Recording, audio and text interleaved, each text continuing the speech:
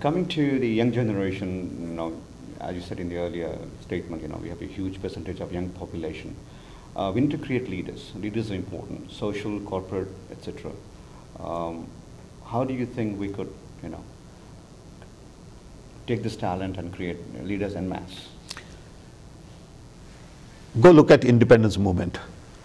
How were those leaders created? Was there education, institution, IIMs, IITs? Nothing. We have lots of good leaders. Of course, we need more leadership education, we need more, all of that is part of the package. Leaders are created based on crisis.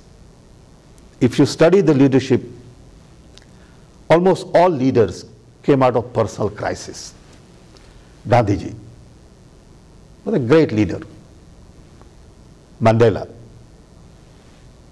Martin Luther King. You look at their history, they didn't go to any graduate school on leadership. Events create leaders. Personal crisis, challenge. Larger the problem you are trying to solve, better leadership quality you need. If you're trying to solve this little problem of fixing some $2 million company, you need one kind of leadership. If you're building a nation, you need different kind of leadership. So in a nation of 1.2 billion people, leaders evolve and come. And I don't think you need to worry too much about education and all this stuff. Nice, we should focus on it. But that's not how leaders are made. The other day I was talking to someone about Sonia Gandhi, and I said, look, leadership came out of crisis. Okay? And these things happen in life all the time. Coming to technology, India is evolving up the value chain, but still innovation is lacking. Creating new products is lacking. So where do you see India's technology, revolution, the next wave, so to speak? First of all, let's understand that India was the largest economy in the world in 1760. Okay? Then we had 163 million people. Then British Raj came in, and slowly Indian economy went down to 2%. India was a great innovator, is a great innovator. From zero to Taj Mahal to temples to art and culture and craft and Nalanda, Takshashila, all is out there as a monument to India's innovation. Unfortunately, when we think of innovation today, we only think of gadgets. Software, chips, okay, toy, iPhone. Don't confuse innovation with that.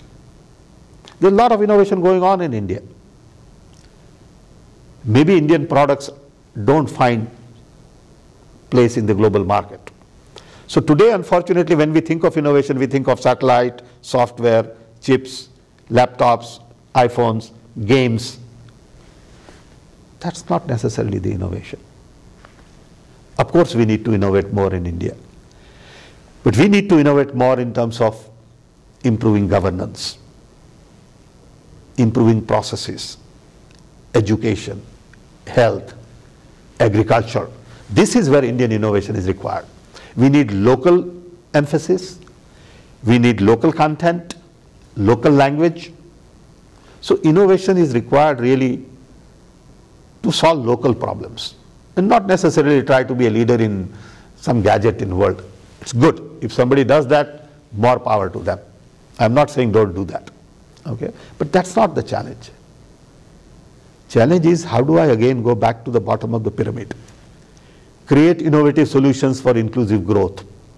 Look at Indian ecosystem and find solutions that we need for Indian ecosystems.